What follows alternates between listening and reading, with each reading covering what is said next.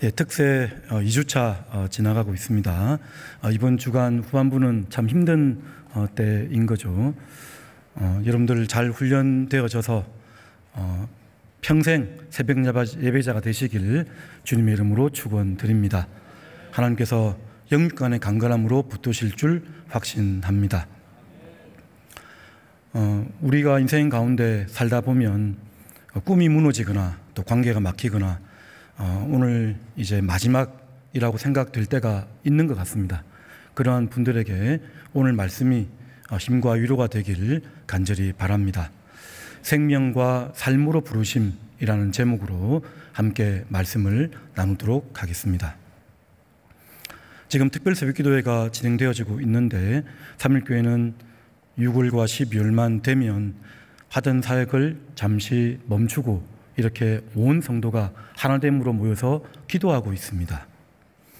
기도하고 난 이후에는 여름, 겨울 선교로 또 주일학교 캠프로 이렇게 나아가게 되죠. 그래서 특세 주제는 이 모든 선교의 주제까지 연결되어집니다. 그래서 여러분 이번 차수 특별 새벽기도의 주제가 무엇입니까? 여러분 다 같이 한번 말해 보겠습니다. 시작. 내가 너를 보내리라. 예, 내가 너를 보내리라. 그래서 선교 주제도 여러분 일청의 그 현수막에 걸린 주제를 보면 내가 너를 영동으로 보내리라, 내가 너를 제주로 보내리라, 태국으로 보내리라, 캄보디아로 보내리라, 이렇게 다 비슷하게 해서 주제를 삼고 있습니다. 서귀포로 너를 보내리라, 조금 순서를 바꿔서 주제를 삼는 선교팀도 있고, 어떻게 됐든 이번 여름에는 내가 너를 보내리라는 주제를 가지고 우리가 하나됨으로 나아가는 시간인 것입니다. 자, 그러면 내가 너를 보내리라는 이 주제에서 가장 중요한 단어가 무엇일까요, 여러분? 이 주제는 모든 내용을 함의해서 축약해서 만드는 것이기 때문에 모든 단어가 다 중요하겠죠. 그러나 그 중에서 특별히 더 강조하고 싶은 단어는 무엇일까요, 여러분? 내가 잘 아시네요. 내가 너를 보낸다. 하나님이 우리를 보낸다는 사실입니다. 성경에 보면 그 많은 소명, 부르심과 보내심, 사명을 맡기는 현장들이 많이 나타납니다. 아브라함을 부르시고 또 모세를 부르시고 이사야를 부르시고 또 에스겔은 특별히 하늘 문이 열리는 체험을 하게 되죠. 제자들을 또 부르시고, 근데 특별히 예레미야를 부르시는 장면을 보면 그렇게 말씀을 하십니다. 내가 너를 모태에서부터 택정하였다.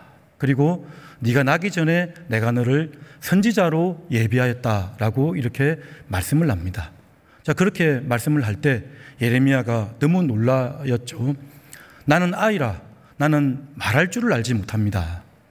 모세가 말했던 것처럼 나는 언어의 둔한 자입니다 라고 이렇게 고백을 했습니다. 그러한 예레미야에게 하나님이 하신 말씀을 한번 읽어보도록 하겠습니다.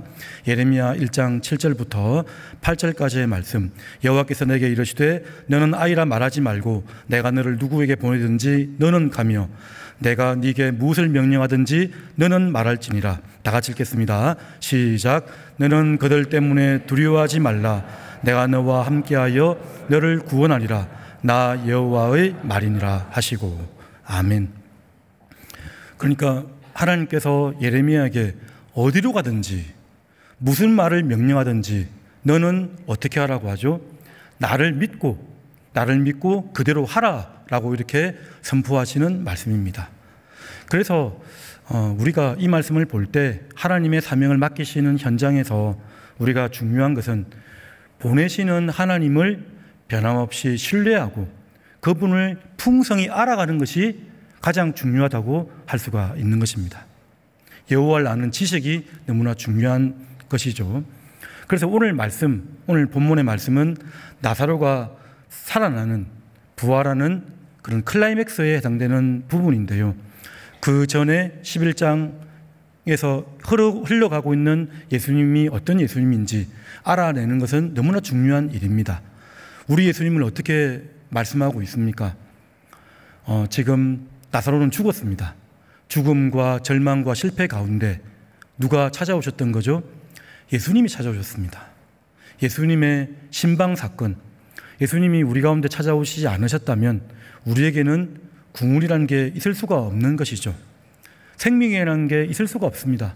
그러나 예수님께서 신방하셔서 이렇게 찾아오심으로 우리 죄된 인간과 접촉하셔서 우리를 살려놓으셨다는 말씀을 하고 있고요. 나는 부활이요 생명이니 나를 믿는 자는 죽어도 살겠고 무릇 살아서 나를 믿는 자는 영원히 죽지 아니하리니 이것을 네가 믿느냐? 라고 말씀하셨습니다. 나는 부활이요 생명이니, 그러니까 나를, 부활이요 생명 되신 나를 믿으라. 그 말씀에 보면 방금 제가 읽었던 말씀에는 나라는 단어가 3번 나타나고요, 믿는 자, 믿으라는 단어가 또 3번 나타납니다. 나를 믿으라라는 말씀인 거죠. 예수님을 신뢰하고 나아가라 라고 이렇게 말씀하는 것입니다. 그러한 예수님을 깊이 알아가는 것입니다. 또한 예수님은 오늘 본문 직전에 마리아를 만나고 나서 예수께서 눈물을 흘리시더라. 예수님이 우셨습니다. 그 장례식장에 가셔서 마르다와 마리아가 울고 있는 모습을 보면서 눈물을 흘렸다. 그리고 옆에 있는 유대인들을 보면서 불쌍히 여기기도 하시고 비통히 여기기도 하셨다라고 말씀을 하십니다. 그 예수님은 어떠한 분이시죠? 우리의 아픔과 슬픔과 어려움을 공감하시는 분이십니다. 우리가 아프면 누구도 아프신 거죠? 예수님도 아프십니다.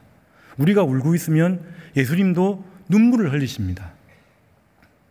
그렇게 우리를 공감해 주시고 그러면서 예수님을 향한 불신과 그리고 예수님을 향한 원망과 오해를 가지고 있는 사람들에게 향해서는 비탄히 여기고 비통히 여기시는 깊은 탄식을 하는 장면을 우리가 볼 수가 있습니다. 그리고 예수님은 인류에 대해서 이렇게 어둠과 슬픔에 갇히게 한 근본적인 그 우두머리가 있죠. 어둠의 세력들, 세상 권세를 가지고 있는 영의 권세들, 그 사탄 마귀에게 비통히 여기고 분노하고 있는 모습을 오늘 본문을 읽다 보면 알게 되는 것입니다. 자, 그래서 그렇게 예수님이 누구신지를 계속해서 주목하고 살펴볼 때에 우리에게 어떤 사명을 맡기시든지 우리는 예수님을 신뢰하며 인격적으로 믿음으로 나아갈 수가 있는 것입니다. 자, 그렇게 해서 자연스럽게 오늘 본문으로 이제 들어가게 됩니다. 예수님이 지금 무덤으로 나갔습니다. 무덤으로 가보니까 무덤에 어떻게 되어 있습니까? 돌로 시체를 막아 놓았습니다. 유대 문화에서는 그 지형적 특성 때문에 돌로 이제 무덤을 만드는 일이 참 많았던 거죠. 그래서 돌을 보시고 예수님이 그렇게 말씀합니다. 돌을 옮겨 놓으라. 돌을 옮겨 놓으라. 돌을 옮겨 놓으라고 말씀하시니까 대번에 마르다가 놀라서 이렇게 말씀합니다. 지금 죽은 지 나흘이나 되었기 때문에 냄새가 너무 많이 나고 있습니다. 유대 문화에서는 그렇게 생각을 한다고 합니다. 사람이 죽으면 한 사흘 동안은 영혼이 그 시체와 같이 있다가 나흘째가 되면 완전히 떠난다는 그런 전승들이 있다고 합니다. 그래서 이제 죽은 지 나흘이 되었기 때문에 이 죽은 지 나흘이 되었다는 말은 시체도 썩어져서 부패되어지는 과정에 있을 뿐만 아니라 그 영혼도 완전히 떠나간 완전한 죽음의 상태를 보여준다고 할 수 있습니다. 그래서 마르다의 말은 뭐 틀린 말이 아닌 거죠. 지금 돌을 치워버리면 시체에서 냄새가 많이 나서 정말 함께 있기가 역겹고 부패하여 썩어진 모습밖에는 우리가 볼 수 없습니다 라고 이렇게 얘기를 하고 있습니다. 자, 그러한 마르다에게 예수님께서 하신 말씀을 우리가 주목할 필요가 있습니다. 40절 말씀 우리 다 같이 한번 읽겠습니다. 시작. 예수께서 이르시되 내 말이 네가 믿으면 하나님의 영광을 보리라 하지 아니하였느냐 하시니. 예수님을 신뢰하면, 예수님의 말씀을 신뢰하면 네가 하나님의 영광을 보리라 하지 아니하였느냐. 아멘. 여러분, 이 말씀을 믿으십니까, 여러분? 여러분이 말씀을 품고 세상을 살아가면 하나님의 영광을 보게 됩니다. 말씀을 품고 예수님을 신뢰하고 모든 나타나는 현상 가운데 그 뒤편에 있는 하나님의 손을 기억하고 나아간다면 우리들은 바로 하나님의 영광을 볼 것이다라고 이렇게 설명을 하고 있습니다. 중요한 것은 무엇이죠? 믿음입니다. 믿음. 내가 너를 보내리라. 내가 하나님께서 나를 보내셨다는 그런 확고한 믿음으로 나아갈 때 하나님께서는 역사하시고 일하신다는 사실인 거죠. 그래서 이 아침에 다시 한번 이 자리에 나오신 모든 분들은 믿음 있는 사람들이라고, 믿음 있는 성도들이라고 확신합니다. 그런데 그 이후에 선교회 사역들을 감당할 때, 또 여름 사역들, 주일학교 캠프 여러 사역들을 감당할 때, 일상에서 살아갈 때 계속해서 우리는 믿음으로 살아가는 법을 배워나가야 되고 믿음으로 나아가는 모든 삶이 되어야 될 것입니다. 왜냐하면 이 믿음은 보이지 않는 것이기 때문에 자주 종종 잊어버리게 됩니다. 그래서 제가 서두에 인사를 나눴던 것처럼 특별 새벽기도에만 모여들어서 기도하는 것이 아니라 일상의 예배자가 되어서 매일매일 예수님께서 주기도문에 이렇게 말씀하지 않았습니까? 오늘날 우리에게 일용할 양식을 주셨고, 일용할 양식은 오늘 하루에 주실 은혜를 강구하는 것입니다. 오늘 하루에 누구를 만날 것인가? 오늘 하루에 닥칠 업무가 무엇인가? 오늘 하루에 필요한 모든 것들을 구하는 것이 바로 예수님께서 가르쳐주신 기도에 담겨져 있다는 사실입니다. 매일매일 기도하며 나아갈 때 우리는 믿음으로 살아가는 법을 배우게 될 것입니다. 오병이어의 기적을 베푸시고 나서 제 아들이 또 궁금해했습니다. 또 먹을 것이 없을까? 또 어떤 기적이 있지 않을까? 그러한 사람들에게 예수님이 그렇게 말씀하셨습니다. 썩을 양식을 위하여 일하지 말고 영원하도록 있는 양식, 영생하도록 있는 양식을 위하여 일하라. 제가 이 믿음을 강조할 때 자주 인용하는 말씀이기도 한데요. 그랬더니 우리 요한복음 6장 28절 29절 말씀 우리 다 같이 한번 읽어보겠습니다. 시작. 그들이 묻되 우리가 어떻게 하여야 하나님의 일을 하오리이까? 예수께서 대답하여 이르시되 하나님께서 보내신 일을 믿는 것이 하나님의 일이니라 하시니. 아멘. 어떤 다른 일을 하기보다 먼저 하나님을 믿는 것입니다. 하나님이 보내신 예수님을 우리가 믿음으로 반응하는 것입니다. 믿음으로 나아갈 때 그때가 가장 하나님이 역사하시고 어쩌면 흐뭇해하시는 현장이라고 할 수가 있습니다. 우리 매일 성경 본문을 또 묵상하는 우리 큐티 모임을 제가 하고 있는데 그제 말씀해 보니까 베레스 우사라는 사람이 나타나더라고요. 보니까 베레스 우사는 어떤 사람이었죠? 하나님의 언약궤를 수레로 싣고 가다가 수레에서 떨어지니까 손을 대어서 막으려고 했던 사람입니다. 딱 그 장면만 보면 언뜻 언약궤를 귀중히 여기는 것 같고 또 어떤 선한 행위를 하는 듯이 보입니다. 그러나 제사장으로서 율법을 연구하지 않았고 말씀을 귀담아 듣지 아니하였고요. 옮겨가는 방식도 달랐던 거죠. 언약궤는 수레에 끼워서 막대를 끼워서 어깨에 메고 가야 되는데 그것을 수레에 지고 갔고 거기다가 손을 댔습니다. 이게 무엇이냐면 자기 열심입니다. 자기 열심. 종교적 열심으로 가득 차 있는 우사를 하나님이 치셨더라 라고 말씀하지 않습니까?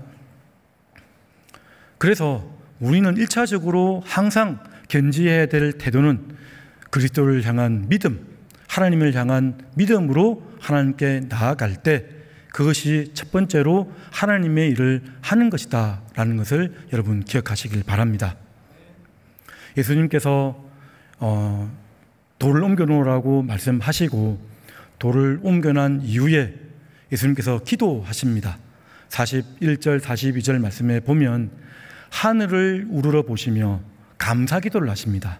그리고 내 말을 아버지께서 들으시는 줄 알고 있습니다.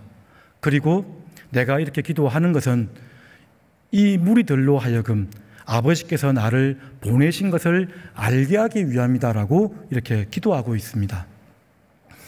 예수님께서 이렇게 기도하는 내용은 선교적 사명을 맡기시는 예수님께서 이 모든 사명을 감당할 때 어떻게 해야 됨을, 그 출발이 어떠해야 됨을 우리에게 가르쳐 주는 말씀입니다. 요한복음 17장 18절 말씀에 보면 아버지께서 나를 보낸 것 같이, 세상에 보낸 것 같이 나도 너희를 세상에 보내노라 라고 이렇게 말씀하셨습니다. 예수님께서 우리를 세상에 보낼 때에 어떻게 하라라고 하시는 그 말씀은 예수님이 어떻게 하셨는가를 보면 알 수 있습니다. 맨 먼저 감사 기도를 하는 것이죠. 우리에게 구원을 주시고 생명을 주신 하나님께 감사로 나아가는 것입니다. 감사로 나아가고 하나님과의 친밀함을 선포하는 것입니다. 항상 여러분 무언가 어그러지고 답답하고 길이 막혔을 때에 다시 한번 나를 구원해 주신 하나님께 감사하고 하나님께 시선을 두고, 하나님께 시선을 향하여 두고 하나님과의 친밀함을 점검하는 것이 이 모든 삶을 살아가는 사명 감당하는 일의 기초가 됨을 여러분 기억하시길 바랍니다. 그렇게 우리에게 말씀하시는 그런 본을 예수님이 지금 보여주고 있는 것이죠. 그렇게 말씀하시고 난 이후에 예수님께서 나사로를 부르십니다. 죽은 지 나흘이나 되었던 나사로를 부르고 있는 것입니다. 돌을 치워버리고 돌을 옮겨 놓은 것은 바로 우리 안에 우리를 포장하고 있는 모든 그러한 가로막는 것을 다 벗겨버리는 것이라고 할 수가 있는 것입니다. 내가 하나님 앞에 나아가기에 장애물이 되는 모든 것들 다 내려놓고 우리는 하나님께 나가야 되는 것입니다.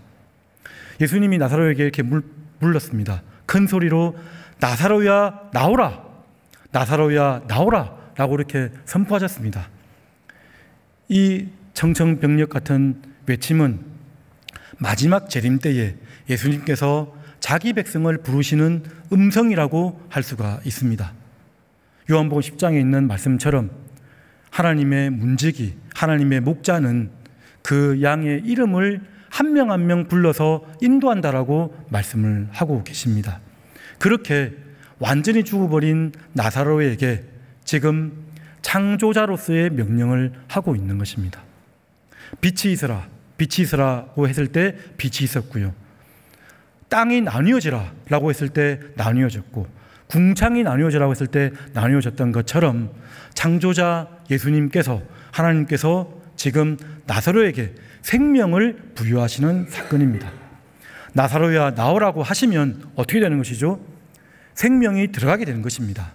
생명을 부여받고 생기를 얻게 되는 것입니다. 그렇게 해서 나사로가 지금 앞으로 나오게 되었습니다. 그렇게 나온 나사로에게 오늘 44절 말씀, 예수님께서 어떻게 말씀하시는지 다 같이 한 번 더 읽어보겠습니다. 시작. 죽은 자가 수족을 배로 동인 채로 나오는데 그 얼굴은 수건에 쌓였더라. 예수께서 이르시되 풀어놓아 다니게 하라 하시니라. 아멘. 지금 나사로는 수의를 입은 채로 손과 발에 통통 배로 쌓여져 있고요, 얼굴도 쌓여져 있습니다. 그 모든 그 수의들을, 그 배들을 다 풀어버리라 라고 말씀을 하는 것입니다. 죽음의 옷을 다 걷어내라는 말씀이시죠. 열등감과 두려움이나 죄책감이나 정죄감을 다 풀어버리고 생명으로 나오라라고 이렇게 말씀을 하고 있는 것입니다. 풀어놓아 다니게 하라는 이 말씀을 새 번역이나 아니면 다른 번역본에 보면 풀어주어 가게 하라라고 이렇게 말씀을 하십니다. 풀어주어 가게 하라.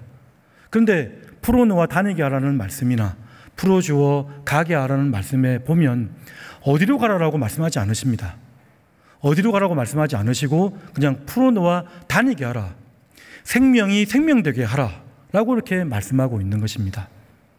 하나님께서 생명을 주신 것이고요, 그 생명으로 존재하라 라고 이렇게 설명하는 것입니다.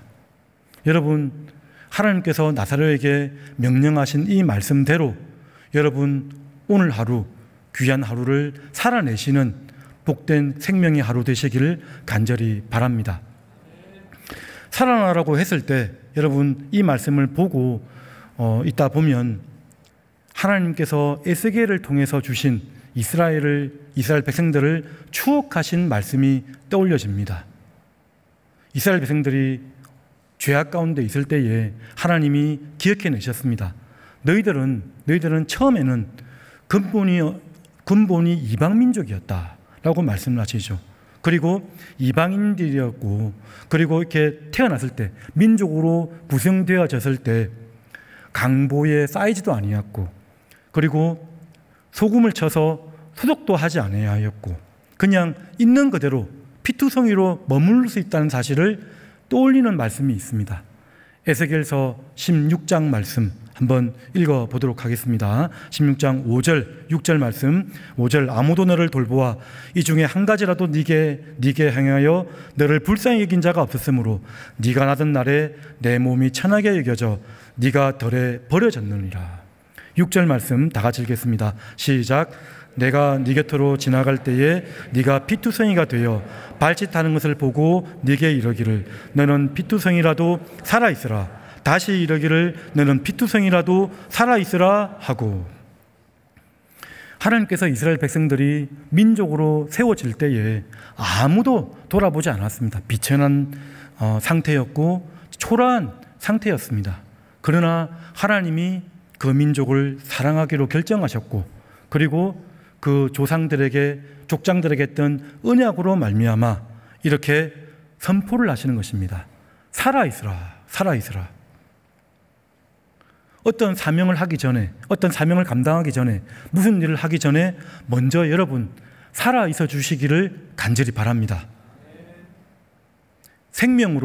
생명됨으로 그 존재하게 되면, 참 놀랍게도 생명으로 존재하게 되면 때가 이르러 하나님께서 여러 모양으로 세우시는 모습을 우리는 보게 되고 경험하게 됩니다. 저는 하나님의 은혜로, 저는 청년 때부터 오늘 작년 칠진 중년의 나이가 된 거죠. 제 얘기를 하려고 하는 것이 아니라 이렇게 삼일교회에 오래 있으면서 많은 지체들을 보게 됩니다. 대학생 때부터 또한 직장인이 되고 결혼을 하게 되고, 그리고 아기를 낳고 또 작년 그룹까지 가면서 그 오랜 시간 바라보면 그 영혼들 중에는 정말 일관되게 충성 다하는 분들이 계십니다. 정말 놀라운 분들이죠. 그런 분들은 소수이긴 한데 정말 감사하게 생각을 합니다. 하나님께서 신실한 마음을 주셔서 일관되게 성실하게 섬기시는 분들. 그러나 대부분은 때에 따라서 열심을 내고 또 섬기고 복음 전파의 자리에 있기도 하고 선한 사업을 하는 자리에 있기도 하고 이웃을 사랑하고 섬기는 자리에 있기도 하는 것을 제가 여러 번 보게 됩니다. 때로는 그냥 혼자 있는 시간도 필요한 것 같고요. 때로는 잠깐 선교를 잠시 쉬거나 아니면 예배를 쉬지는 않습니다. 예배를 쉬지 않는 이유는 바로 우리가 생명이기 때문에 그런 거죠. 생명으로 있기만 하면 때가 이르러 다 언젠가 하나님의 일들을 적극적으로 하게 되는 자리로 나가게 되는 것을 저는 자주 보게 됩니다. 그래서 여러분 살아있어 주시길 바랍니다. 생명으로 머물러 있기만 하면 됩니다. 내가 생명으로 구원을 받았고, 그리고 하나님이 나를 생명으로 여기신다는 사실, 피투성이라도 살아있으라. 내 온몸이 만신창이가 되고 정말 내가 하나님 앞에 나아가기에 너무나 부끄럽고 민망하다 할지라도, 히브리서 4장 15절 16절 말씀에는 그렇게 나와 있죠.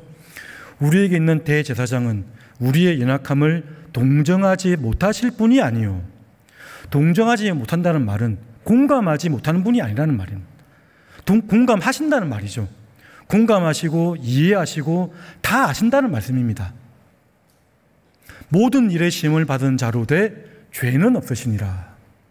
그런 분이 바로 우리 하나님 아버지이십니다.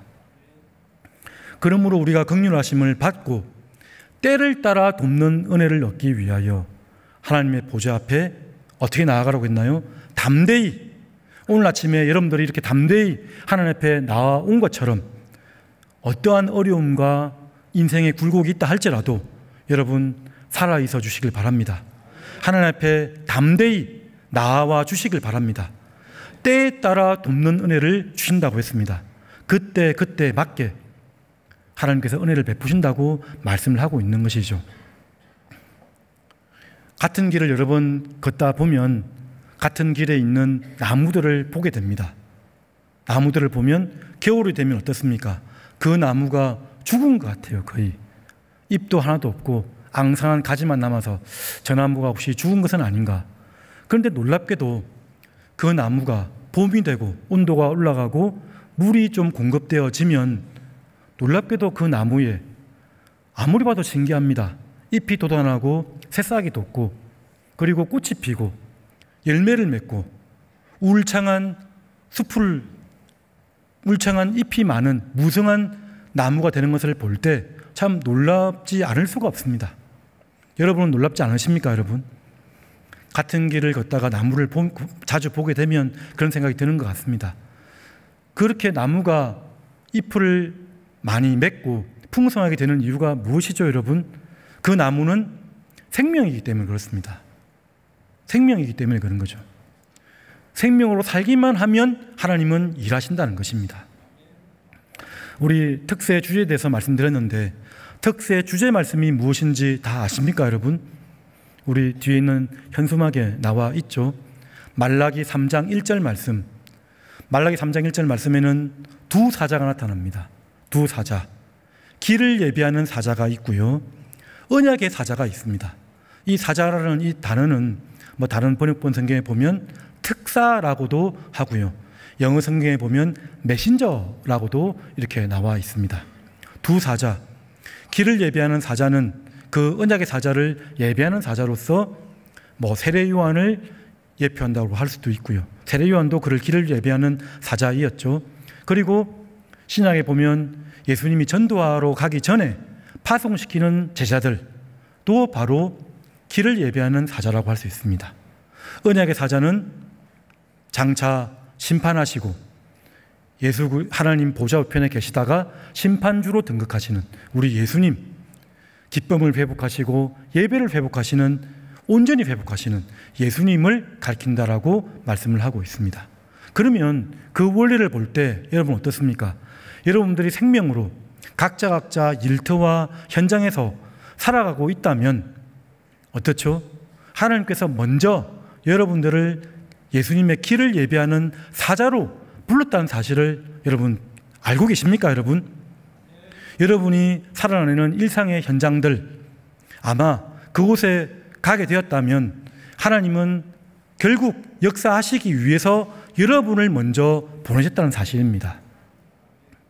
그 말씀을 여러분 기억하시길 바랍니다. 여러분을 먼저 보내셔서 그 현장에 있게 하시고 여러분들을 통해서 예수님의 맛을 보게 하시고요. 그리고 때가 이르러 그 일터와 현장에 있는 영혼들에게 예수님의 임재가 있게 되는 역사가 있을 줄 확신합니다. 온 가족 중에 한 명 구원받은 백성이 있다고 하면 그것은 놀라운 일입니다, 여러분. 온 가문 중에 나 혼자 구원받은 백성으로 외롭게 신앙생활을 한다면 이것은 기적과 같은 일입니다.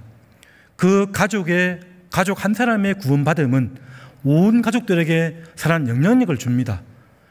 우리 부모님, 우리 형제자매, 교회의 발걸음을 아직 못한다 할지라도 우리 사랑하는 가족이 예수님을 믿고 교회에 나아가고 있다면 끝내 그 가족들은 구원에 이르게 될 줄을 확신합니다.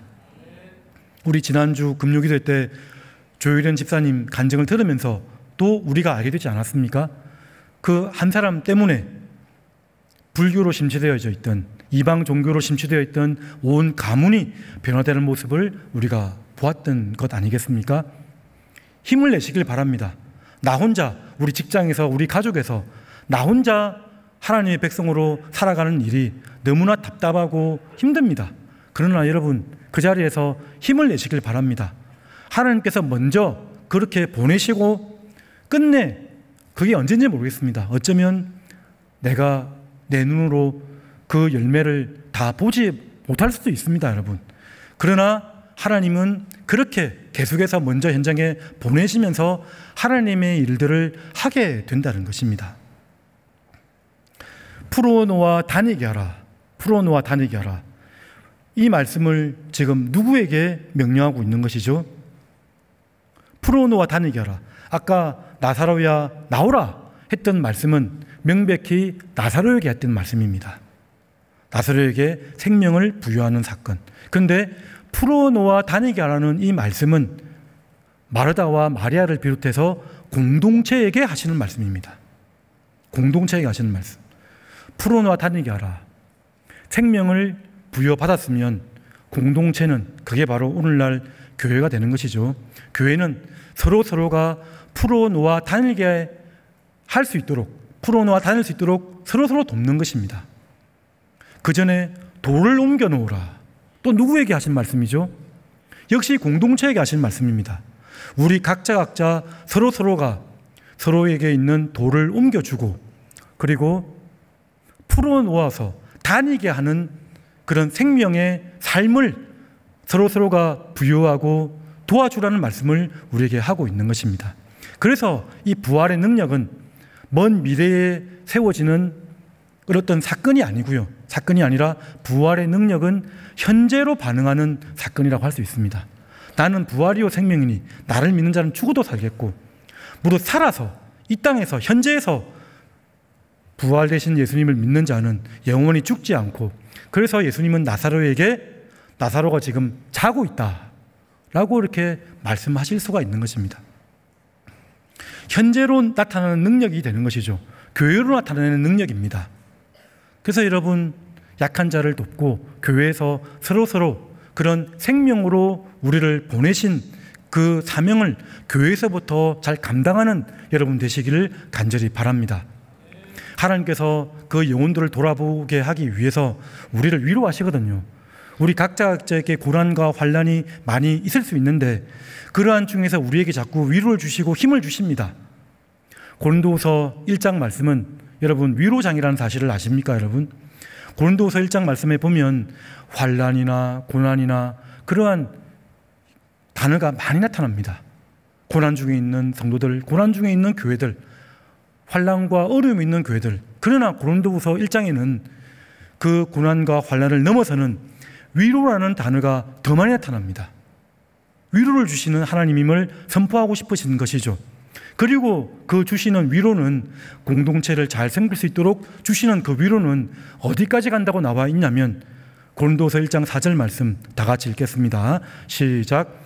우리의 모든 환난 중에서 우리를 위로하사 우리로 하여금 하나님께 받는 위로로서 모든 환난 중에 있는 자들을 능히 위로하게 하시는 이시로다. 아멘. 우리에게 위로를 주시는데 모든 환난 중에 있는 자들을 위로하게 하시는 위로까지 하나님께서 주실 것이다 라고 말씀을 합니다. 우리가 기도하면서 힘을 얻게 되는 것이죠. 그 기도할 때 힘을 얻는 것은 나의 환난, 나의 고난, 하나님의 도우심과 위로를 간구하다가 도우심의 은혜를 받고 다른 사람을 위로하고 도우는 데까지 하나님께서 위로하실 것이다 라고 하시는 말씀을 우리에게 주고 있는 것입니다. 이 사실을 여러분 믿으시길 바랍니다.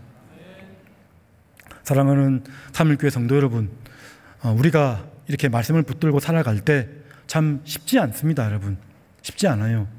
부활의 권능, 부활의 능력 알고 있지만 이 땅을 살아가는 우리들에게는 참 와닿지 않을 때도 많이 있는 것 같습니다.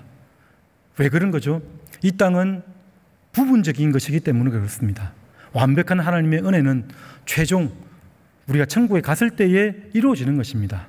그래서 우리가 해야 될 일이 무엇이냐면 교회가 가족 공동체이고 또한 교회는 생명 공동체인 것을 알지만 완벽하게 할 수는 없습니다.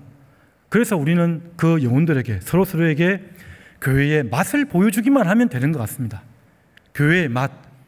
저는 삼일교회 사역들을 보면서 참 하나님께서 생명으로 부르시고 나서 풀어놓아 다니게 했더니 참 많은 열매를 주셨다는 것을 두 눈으로 보았습니다.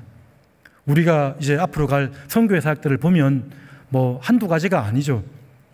제후선교 처음 시작할 때 다 연계가 안 되어서 한라산 기도원에서 기도하다가 다음날 내려가서 바로 연계한 사례도 있습니다. 기도하다가 풀어놓아 다니게 했더니 연계가 되고 하나님이 해야 될 사역들을 알게 하시고 도울자를 붙여주시고, 뭐 선교뿐만 아니라 저는 서울역 사랑나눔부 사역을 보면서 하나님께 영광을 돌리지 않을 수가 없습니다. 캠퍼스 전도를 하다가 우리 교회가 캠퍼스 전도를 온 교회적으로 하지 않았습니까? 온 성도들이 대학생 청년을 살리겠다는 그 사명 가지고 서울에 있는 44개 대학교, 지금도 44개가 맞는지는 모르겠습니다. 40여 개 넘는 대학을 다 돌아다녔습니다. 그러다가 거기서 그냥 교회 속에 하는 그런 그 문구만 있는 그렇게 전달하는 것만 아니라 사역일을 전했었죠. 복음을 전했습니다. 그러다가 사람들이 많이 모이는 곳에는 어디든지 전도하러 가야겠다. 그러다가 이제 광화문을 찾고 종로를 찾다가 서울역을 가게 되었습니다. 서울역을 가서 복음을 전하다 보니까 만약에 우리가 생명을 부여하는 일에만 관심을 가졌다면 복음 전하고 말았을 것입니다. 그렇죠?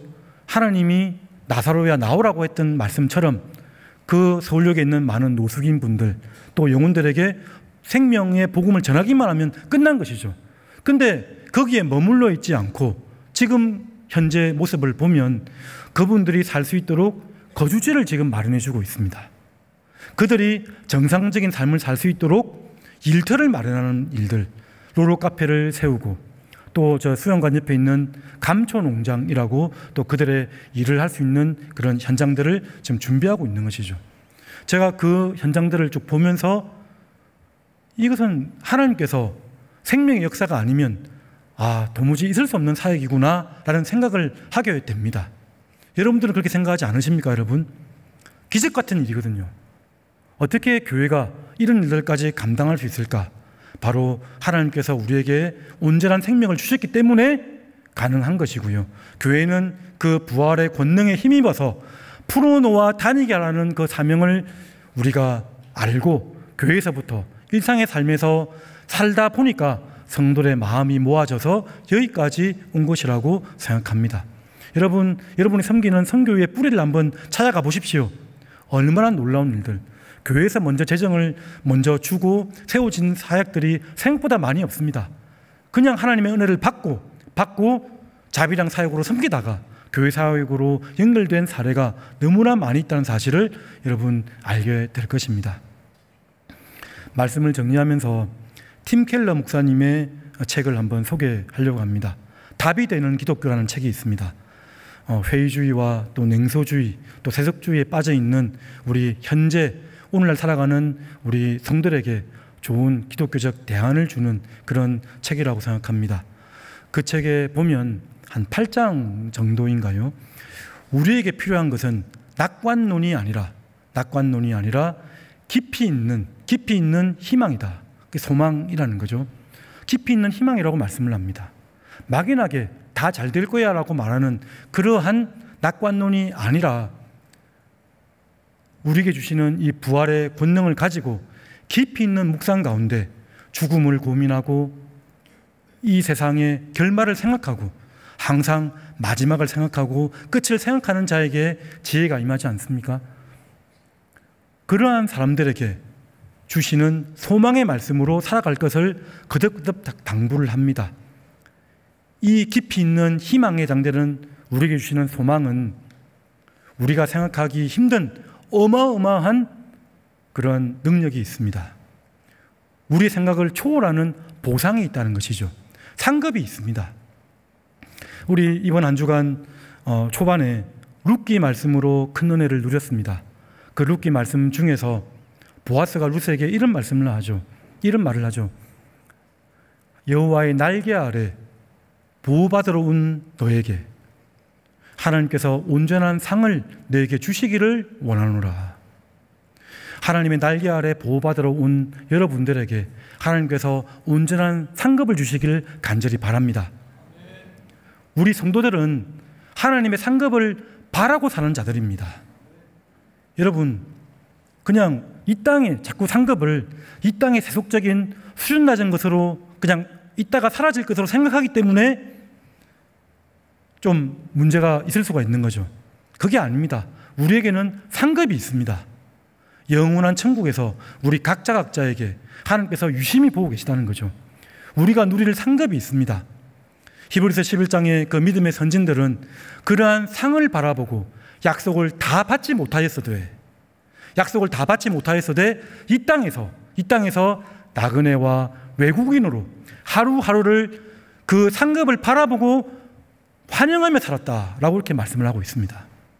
우리 사랑하는 삼육교회 성도 여러분, 오늘 하루도 주신 하루를 감사히 여기며 하루하루를 환영하며 사시는 우리 성도의 삶 되시기를 간절히 바랍니다.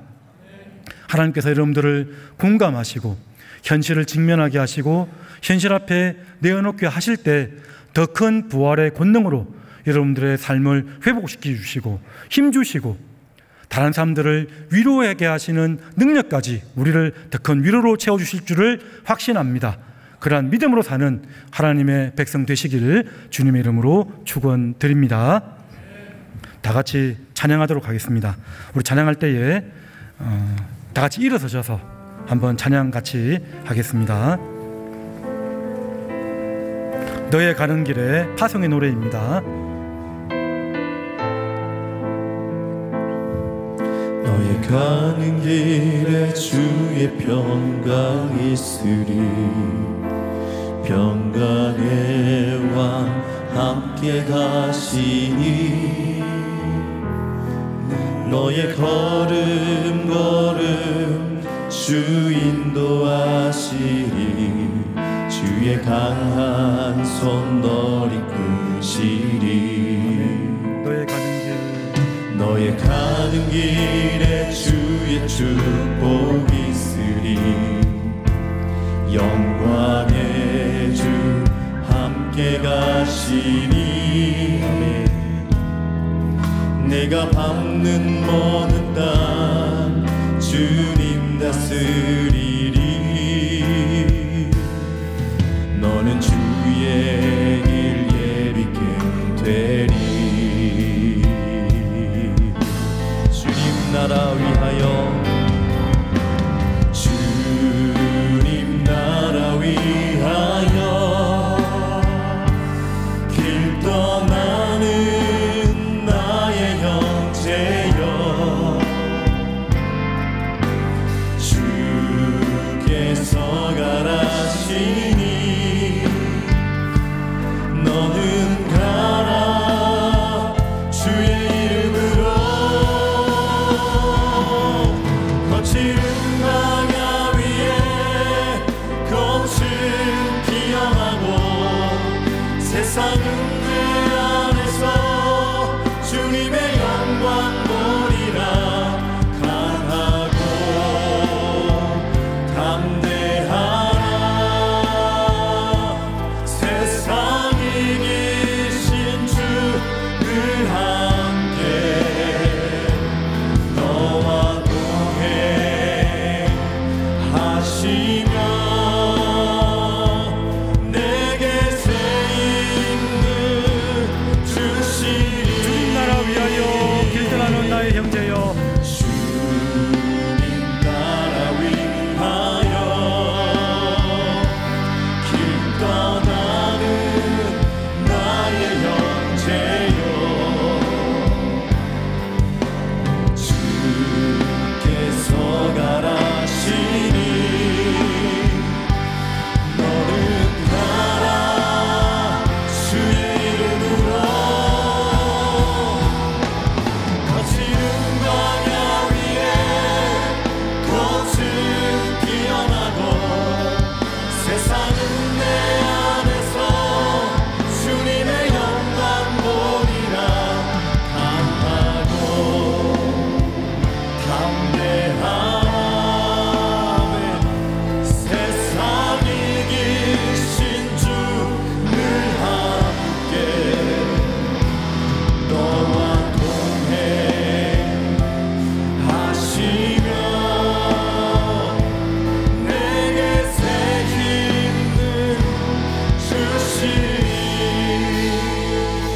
주신 말씀 기억하며 생명 주신 하나님께 감사함으로 우리가 삶으로 살아내는 저희들 인생 되게 해달라고, 하나님 답답하고 어려운 눌린 이 일들이 있다면 하나님 도와주시고 역사하셔서 생명을 전파하는 삶 되게 하여 주셔서 우리 모든 성도들, 우리 교회가 서로 생명으로 연결되어지는 복된 교회 되게 해달라고 우리 다 같이 주여 한번 외치고 기도하도록 하겠습니다. 주여. 하나님 아버지, 은혜를 감사드립니다. 하나님 아버지,